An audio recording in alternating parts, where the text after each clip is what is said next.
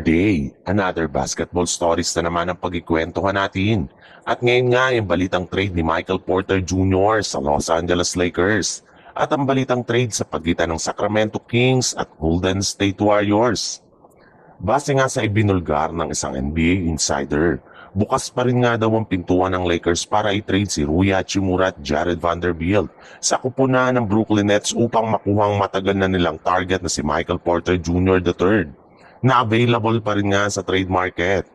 May ilang mga miyembro nga ng front office ng Lakers ang gustong-gusto at potensyal at ang galaw ni Michael Porter Jr. sa loob ng court.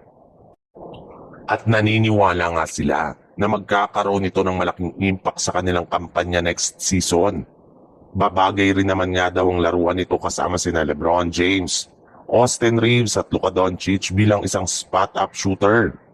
Mismong si MPJ na nga daw ang nagsabi na gusto nga daw niya maglaro sa Lakers o di kaya'y makalaban ito since gumaganda nga po ang kanyang performance dito. Sa madaling salita, kung gusto man nga ng Nets na i-trade si Michael Porter Jr. ay mas gugustuhin nga nito na lumipat sa Lakers.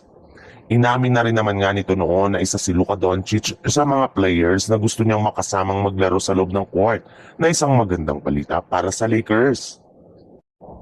Sa ibang balita naman, dahil nga sa patuloy na pagkatalo ng Sacramento Kings sa mga nagdaang araw ay unti-unti na rin naman ngang nawawalan ng pasensya ang kanilang kupunan, especially ang kanilang front office.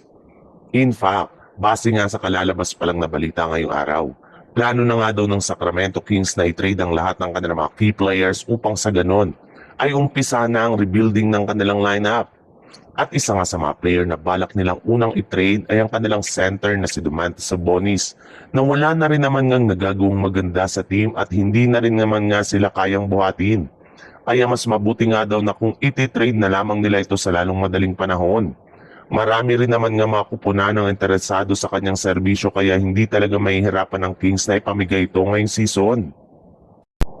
At isa nga sa mga team na posibleng kumuha sa kanya ngayong season ay ang Golden State Warriors na matagal ng target na makuha si Domantas Sabonis.